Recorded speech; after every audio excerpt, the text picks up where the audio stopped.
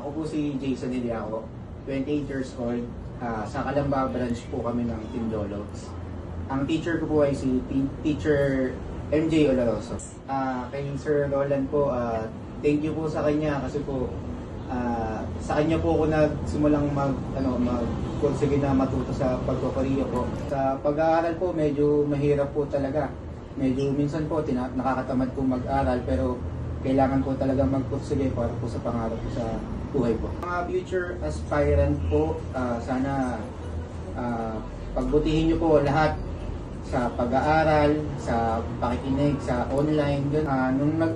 Para po makapagsimula po ako noon, nahihirapan po kasi kung mag-isip noon kung magja-Japan po ako o magko-Korea. Pero nung nalaman ko po na may Team Jologs po sa may Calamba, umattend po ako ng orientation para po malaman kung ano po yung mga proseso po sa pagko-Korea. Good afternoon po sa lahat. Ako po si Dave Carlo Dimiterio, 32 years old, nag-aaral sa Cebu 20 branch sa Cebu City. Si Sir Roland po ay talagang mabait at nag-aano sa estudyante hanggang nag-assist sa kanyang mga estudyante mula sa pag-exam hanggang sa makarating sa South Korea. Sa una, mahirap pero para sa pangarap, kakayanin ko. Sa mga katulad ko na mga future aspirant na dapat mag-aaral talaga mabuti, ipasa ang exam at